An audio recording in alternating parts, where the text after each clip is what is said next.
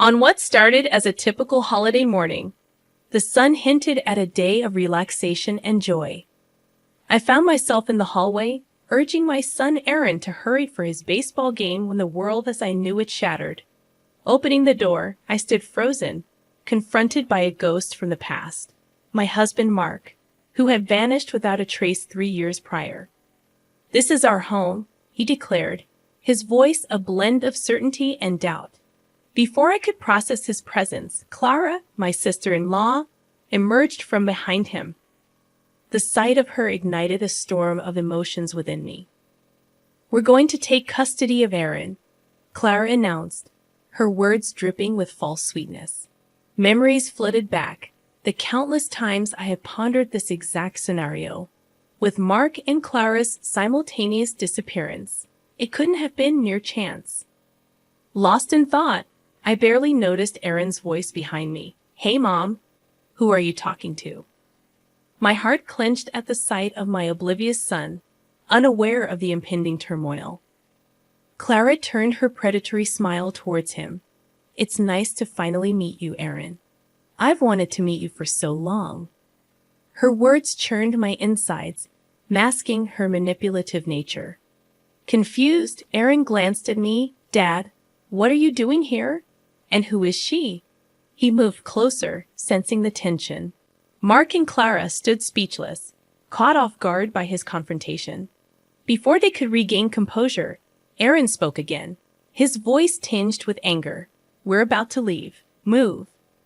Mark and Clara noticed something behind me, their faces drained of color.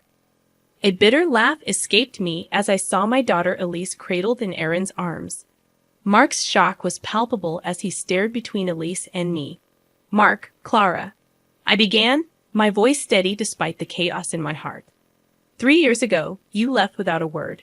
I was left alone to pick up the pieces, to raise Aaron, and to face an unexpected pregnancy." I paused, letting my words sink in. Clara's eyes narrowed, but I continued, "I'm not the same person you abandoned. I fought hard to build a life for my children and me, and I won't let you waltz back in to destroy that." Their faces reflected shock, disbelief, and briefly, guilt. But it was too late for apologies. "Please leave," I said firmly. "You have no right to be here." Mark opened his mouth, likely to offer an excuse or plea, but I shut the door on them, on the past they represented. Turning back to my children, I saw Aaron looking at me with newfound respect, and Elise gurgling blissfully, unaware of the storm that had just passed. I took a deep breath, steadying my racing heart. This was only the beginning. The battle lines had been drawn, and I was prepared to fight for my family's future. The days following Mark and Clara's unwelcome visit were a whirlwind of emotions and memories, a tidal wave threatening to drown me. I found myself revisiting the dark days after Mark's disappearance, the sleepless nights filled with worry, and the countless hours spent questioning what I could have done differently. Aaron had struggled the most. Once a cheerful and outgoing boy, he became sullen and withdrawn, his bright eyes dimming. I remembered the dinners he pushed away, the school events he begged me to skip, and the cold, distant looks that replaced his warm smiles. It tore at my heart, but I couldn't find a way to reach him. As I brooded over these memories, Elisa's innocent laughter echoed through the house, a stark contrast to the storm raging within me. She was my unexpected blessing, a light in the darkness of Mark's betrayal. Her birth had been a turning point for me, a moment of profound strength and vulnerability. One evening, as I tucked Aaron into bed, he turned to me with serious eyes. "Mom, why did Dad leave us? Did we do something wrong?" His question hit me like a physical blow. "No, honey, you did nothing wrong. Sometimes adults make choices that don't make sense, and it's not because of anything you did." "But why did he come back, and with Aunt Clara?" The confusion in his voice was heartbreaking. I sighed, searching for the right words. "I don't know why they came back, but I do know that we are a family. You, me, and Elise. We'll get through this together." He nodded slowly, his young face etched with worries no child should bear. "I trust you, Mom. I just wish things were like before." I kissed his forehead, whispering, "I know, my love. I wish that too." The next day, I was jolted out of my reverie by a call from my lawyer. "Miss Thompson, we need to discuss your legal options. Mark and Clara's claim is baseless, but we should prepare a case." I listened intently, my mind racing. This was my opportunity to push back, to ensure that Mark and Clara couldn't harm us any longer. "Let's do it," I said firmly. "I want to protect my children, and I won't let them be used as pawns in whatever game Mark and Clara are playing." Mr. Thompson's voice was reassuring. "You're making the right decision. I'll start preparing the documents. We'll show them that they can't just walk over you." As I hung up, a sense of determination settled over me. Mark and Clara had underestimated me, thinking I would crumble under their pressure. But they were wrong. I was stronger now, tempered by the trials I had faced. Watching Elise play, I knew I would do whatever it took to keep them safe. This was no longer just about revenge. It was about justice for my children and me. Mark and Clara had awakened a fierce protectiveness in me, and I was ready to fight back with everything I had. As the days turned into weeks, my resolve hardened like steel. I was prepared for the legal battle ahead, but nothing could have prepared me for the emotional warfare that ensued. Mark and Clara, like vultures circling their prey, began their campaign to wear me down. One afternoon, as I collected Aaron from school, I found them waiting, their presence casting a dark shadow on the sunny day. Clara's voice was sickeningly sweet as she called out to Aaron, "Hi, sweetie. We've missed you so much." Aaron clung to my hand, his body tense. "Why are you here?" he asked, his voice barely above a whisper. Mark stepped forward, his expression one of feigned concern. "We just wanted to see you, son. We're your family too, you know." I felt the surge of anger. "You lost the right to call yourself his family when you abandoned him," I snapped, pulling Aaron closer. Clara's eyes narrowed, her facade slipping. "Lauren, you can't keep him from us. We have rights." "Rights? You have no rights here," I retorted, my voice cold. "You both made your choice 3 years ago. Now live with it." Mark's face twisted in anger. "You think you're so perfect, Lauren. You're just a bitter woman who couldn't keep her husband happy."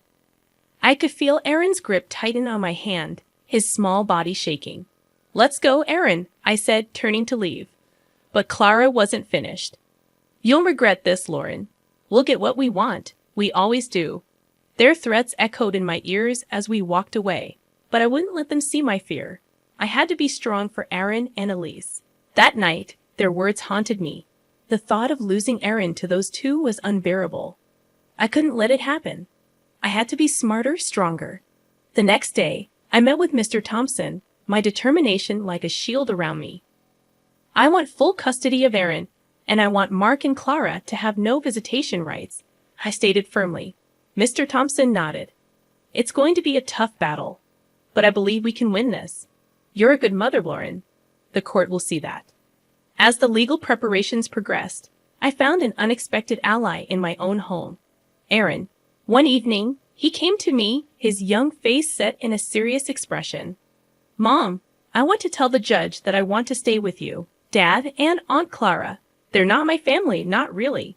Tears welled in my eyes as I hugged him tightly. "Thank you, Aaron. That means more to me than you'll ever know." The day of the court hearing arrived like a storm on the horizon. I walked into the courtroom with Aaron by my side, ready to fight for our future. As the proceedings began, Clara tried to play the doting aunt, her words dripping with insincerity. Mark played the role of the repentant father, but his eyes were cold and calculating. However, when Aaron spoke, his voice clear and unwavering, the truth shone through. "I want to stay with my mom. She's been there for me when no one else was." The judge's decision came like a ray of sunlight through the clouds. Full custody granted to me with no visitation rights for Mark and Clara. As we left the courtroom, Mark's face was a mask of rage, and Clara's eyes burned with malice. But it didn't matter.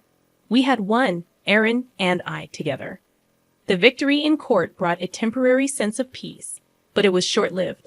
Mark and Clara, like wounded animals, became more desperate and dangerous in their tactics. They started a slanderous campaign, spreading lies and rumors about me in our community. It was a psychological warfare I hadn't anticipated. One evening, Aaron came home from school, his eyes brimming with unshed tears. "Mom, kids at school are saying you stole me from Dad, that you're keeping me away from him because you're mean." My heart broke at his words. "Aaron, you know that's not true. Everything I've done to protect you and Elise." He nodded, but the doubt was evident in his eyes. "I know, Mom, but it's hard. They don't understand." I hugged him, feeling his small body tremble. "I know it's hard, sweetheart, but we'll get through this. We're stronger than their lies." As the days passed, the rumors grew more vicious. Clara had always been cunning with her words, and now she used them like a weapon to turn my world upside down. I knew I had to fight back, but I was wary of stooping to their level. Then one day, Mark showed up at my workplace, a facade of remorse plastered on his face. "Lauren, can't we just talk about this for Aaron's sake?" His words were like poison, and I could see through his act. "There's nothing to talk about, Mark. You made your choice. Now live with it." He grabbed my arm, his grip tight. "You're ruining my life, Lauren, you and that kid." I pulled away, my voice steady. "No, Mark, you did that all by yourself." As I walked away, his parting words sent a chill down my spine. "This isn't over, Lauren." I refused to yield easily. The legal victory had granted me custody of Aaron, but it hadn't brought an end to the battle. Mark and Clara persisted relentlessly, and I could see the toll it was taking on Aaron. He was caught in the middle of a conflict he couldn't comprehend, torn between his biological father and the mother who had never abandoned him. One night, Aaron came to me, his face troubled. "Mom, what if Dad changes? What if he wants to be a real dad?" His words struck me deeply. "Aaron, I know he's your dad, and it's natural to hope for that. But we have to see people for who they are, not who we want them to be." Aaron was silent for a moment, then looked up at me with clear eyes. "I know. I just wish things were different." I held him close, whispering, "I do too, Aaron. I do too." Despite the ongoing battle, I remained steadfast in ensuring that Aaron and Elise remained my priority. They were my strength, the reason I fought so fiercely, and I would do anything to shield them from the shadows of Mark and Clara's deception. The relentless campaign by Mark and Clara took a darker turn, morphing into outright harassment. They seemed to be everywhere, outside my workplace, near Aaron's school. Always lurking, always watching. It was a psychological siege, and I felt its weight every day. But I refused to be cowed. It was time to strike back, to make them understand that they couldn't disrupt our lives without facing consequences. I scheduled a meeting with Mr. Thompson, my resolve unwavering. "Mr. Thompson, it's time we take more aggressive legal action.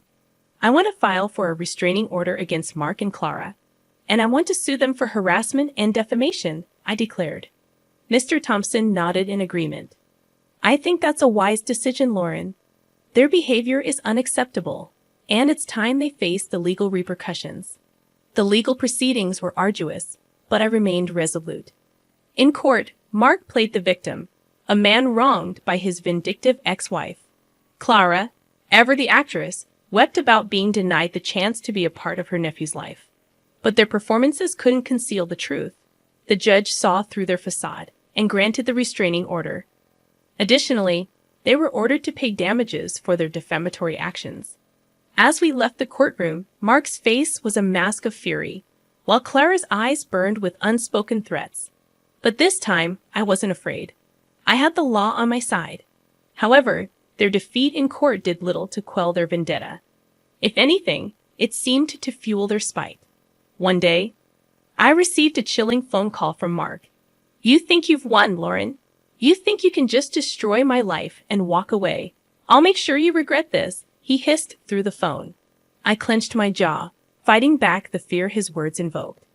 "You brought this on yourself, Mark. I'm just protecting my family. You haven't seen the last of me, Lauren. This isn't over," he spat before hanging up. His threat hung in the air like a toxic cloud, but I wouldn't let it break me. I had Aaron and Elise to think about. They were my world, and I would go to any lengths to shield them from Mark and Clara's malice. But as days turned into weeks, the constant stress began to wear me down.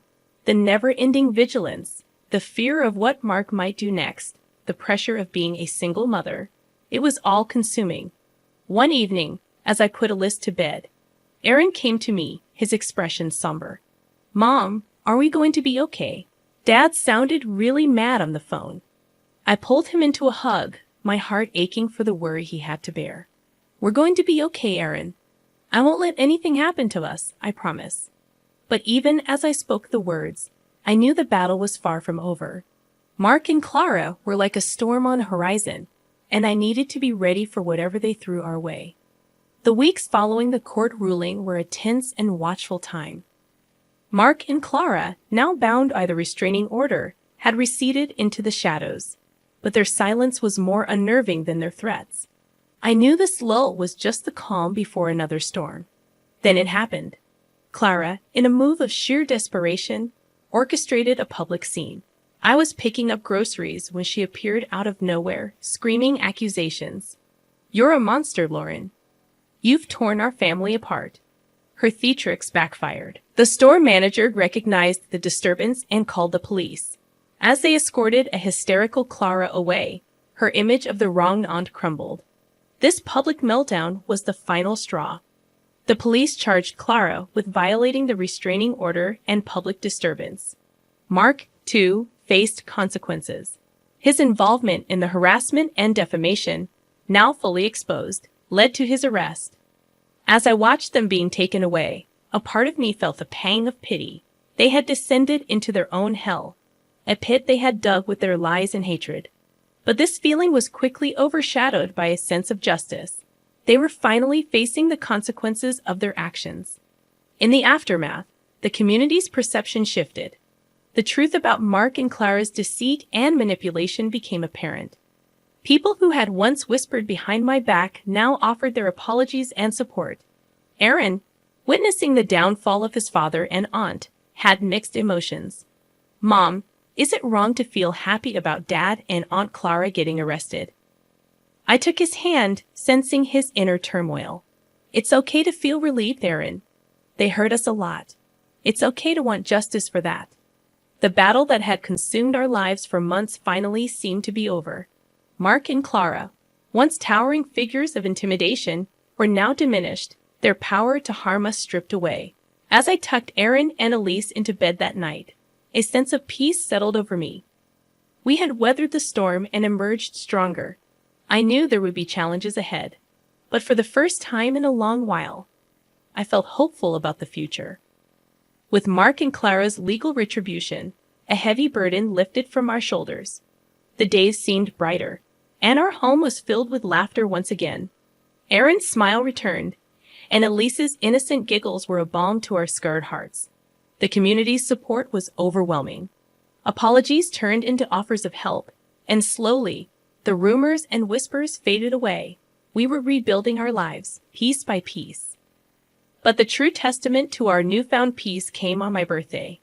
Aaron, now more mature and thoughtful, had a surprise for me. He approached with a shy smile, a small gift in his hand. "Happy birthday, Mom. I made this at school for you," he said, handing me a beautifully crafted photo frame. It held a picture of the three of us smiling and happy. Tears welled up in my eyes as I hugged him. "Thank you, Aaron. This is the best gift I could ever ask for." Later that day, as we celebrated with a small party, our little family felt whole again. Friends and neighbors joined in, their presence a symbol of the life we had reclaimed.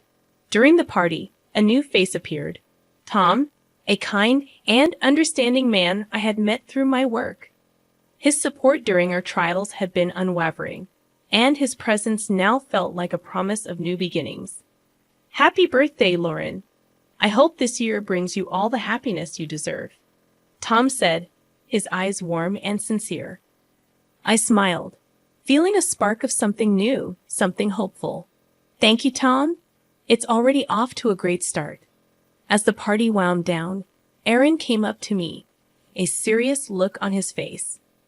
"Mom, I've been thinking. Maybe it's okay to start new things, to be happy again." I knelt down to meet his gaze. "It's more than okay, Aaron. We've been through a lot, and we deserve to be happy. He nodded, a small smile gracing his lips. I like Tom. He's nice, and I think he makes you happy. I hugged him, my heart full. He does, Aaron, and I'm glad you like him. That night, as I put Aaron and Elise to bed, I felt a sense of contentment I hadn't known in years. We had faced our demons and emerged victorious. Our future was ours to shape, and it looked bright and full of promise. Life had thrown us into turbulent waters, but we had learned to navigate the storm. Now, it was time to enjoy the calm, to embrace the new dawn that awaited us.